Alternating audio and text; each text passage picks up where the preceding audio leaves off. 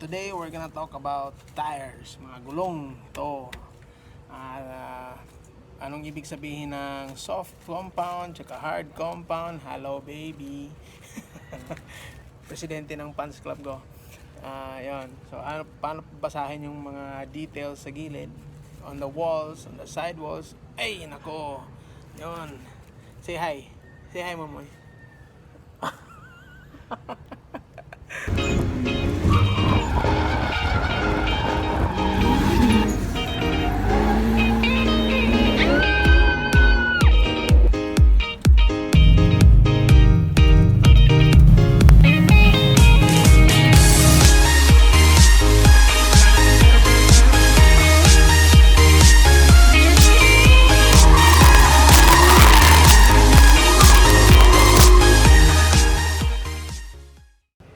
So today's video is actually brought to you by Goodride Performance Tires and Wheelmasters Corporation.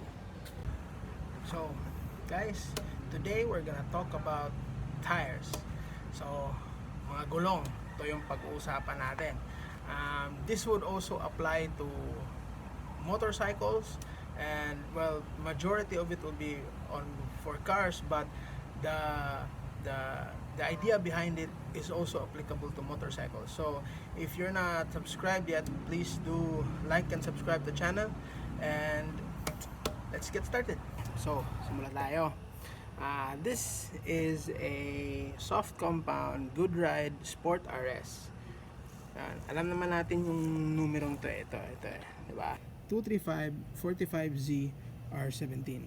Oh, si 235, it's measuring the width from wall to wall. 235 millimeters. Yan. Tapos si 45, kasi 235, 45, 17, diba? Si 45 naman is hindi yan millimeters. Volume yan. So, volume. So, kapag siya ay 235, 45 volume, sinasabi niyan, 45% ng 235. So, yung dito niya, ito, yung thickness niya, 45% of the actual wideness of the car. Of the tires. So, ito. So, 45%. Pag ano mo yan, measure mo yan. Hanap tayo ng measuring. So, yan. Wala akong pang measure eh. O, kahit yan lang. O, yan. Tapos dito. Diba? 45% yan ng wall. See? From wall to wall. Kasi pag dito, 50% na yan eh. So, 45% from wall. Diba? Yan yung volume. Tapos yung sa 17 is the diameter, yung radius ng gulong. Other things na makikita mo sa tire wall are informations like maximum load. So, pag sinasabi niya maximum load, ito yung maximum load na kaya ng gulong. So, in this case, for the Goodride RS, it's 670 kilograms. That's per tire. And then, yung maximum PSI niya, when cold, is 44 PSI. So, it's not a good idea to put any air more than 44 PSI. Pero pwede naman.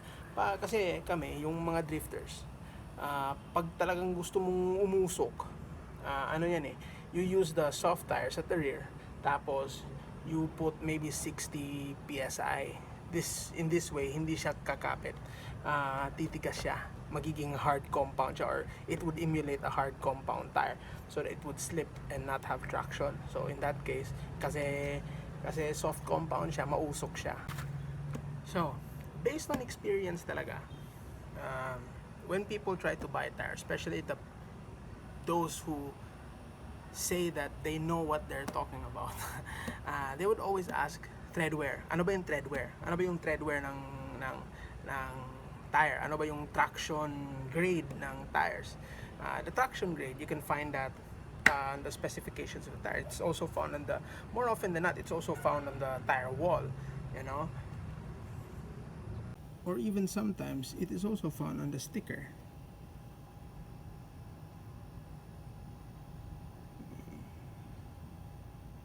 Okay, so first, before we talk about treadwear, let's talk about traction grade. Kasi double A, B, C, yun yung mga traction grades. Now, traction grade is mainly talks about traction when wet. Diba? The higher the letter, the better it is on wet. So, pag sinasabi traction C, yun yung mga yung mga super soft tires, yung mga drag tires, it has no traction at wet on wet. Kaya pag mataas yung traction, in this case A for the sports RS, then maganda siya sa wet. Yun lang yun. Okay, hindi ibig sabihin nun pag A maganda siya gagamitin on track or whatever. Wet lang talaga yon. That's a given. Sinasabing temperature, kasi yan treadwear, traction, tapos temperature. So pag sinasabing temperature, what it means is the temperature before the tire overheats. So in this case, manufacturer, it's a manufacturer specific Hindi mo pwedeng compare ito sa ibang manufacturer kasi iba-iba sila iba silang definitions when it comes to traction, temperature, and treadwear. So treadwear yung pinaka-importante dito, but we'll just talk about the other stuff kasi for the sake of talking about them. So temperature means is how long it takes before it actually overheats. In reality, if you're using the tires to its limits, for example, the Sports RS, we know for a fact that at Clark International Speedway, it will overheat on the 6th or 7th lap. If running at the limits of the tire of what it can do. That's why it's now called degradation. The more that you push and drive the car to those limits, it's going to wear out even faster. In sports, in motorsport terms, it's called degradation.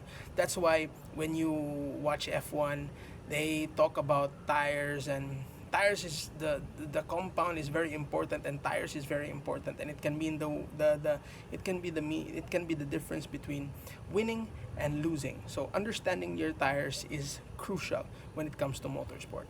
Again, these three specs, treadwear, traction, and temperature, is manufacturer specific. So when you say manufacturer specific, because si Goodride sinasabi niya grade A yung temperature niya, so it has the best handling of temperature. It can handle high temperatures. It doesn't mean that you can compare it to, say, for example, maybe Yokohama or Pirelli or whatever. You can't, because they have their own definition of what is A, B, and C is. So as far as Goodride is concerned, on their line of different models of tires, this has the best specs when in terms of handling temperature. So guys, now let's talk about treadwear. Kasi ito yung isa sa mga specs na pinaka-misunderstood Kasi when people try to get tires, especially when they say that alam nila yung sinasabi nila or they know what they're talking about, they always talk about treadwear. They say, ano ba yung treadwear ng gulong na yan? Diba? And then they base it on whatever you tell them. So, for example, this is the Goodride Super Ace SA57, which is their current road tire. And the treadwear of this tire is actually 460. So, pag narinig mo yan, sabi mo, ayoko yan, pangit yan. Pero imagine it's the most durable tire that we have ever tried. And this is me personally speaking. This is based on experience. I've tried several tires. I've tried different manufacturers, different brands, and we put this at the back of our cars kasi these are road tires, and this is what we usually use when we go drifting. Kasi nga hard compound, degradation is lower, meaning it can last longer. So, anyway, ito yung pinaka-durable nila na tire. Also, one of the reasons is because it has 460 treadwear. But, that doesn't mean na kasi 460 treadwear siya, pangit yung traction niya. Maganda pa rin yung traction niya. This is grade A as far as Goodride is concerned. Now, when you talk about, let's say for example, an RS RR by Federal, just for the sake of an example, or an RSR, yon, it has a lower treadwear compared to this. But in reality, as far as usage is concerned, and we have already tried it on track, it has the same treadwear. Okay? Kasi nga, manufacturer specific siya. So,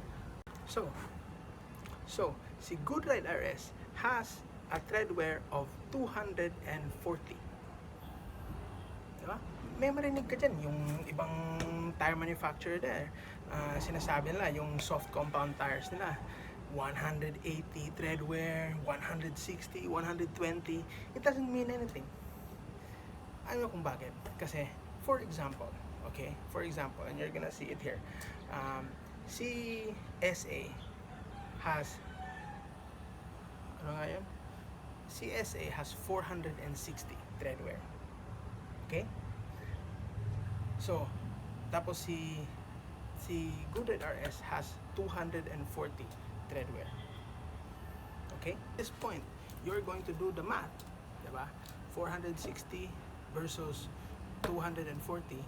That means, as far as Goodride is concerned, this tire, the Goodride RS, will degrade 110.4% faster than the SA.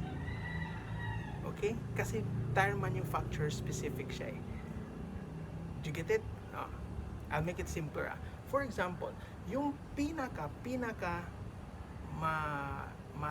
matigas na tires is 100 treadwear. Tapos, yung pinaka soft nila is, let's say, 20 treadwear. That means that yung treadwear ng pinaka soft nila would degrade 80% faster compared to the hardest tire. So, if you want to talk about treadwear, you have to know the treadwear of each, or the definition of the treadwear on each manufacturer. You cannot go cross-manufacturer when you try to compare these tires. That's why for us, Goodride had been performing very well, and it had brought us trophies every leg of the series of the National Drift Championship, and we will constantly stick with them. Kaya I hope this video has helped you out and has made you more knowledgeable when it comes to tires and tire wears and degradation and how to choose the proper tire. So guys, I hope this video helped. Stay tuned for more videos. Please make sure to like and subscribe the channel, and see you on the next one. Bye.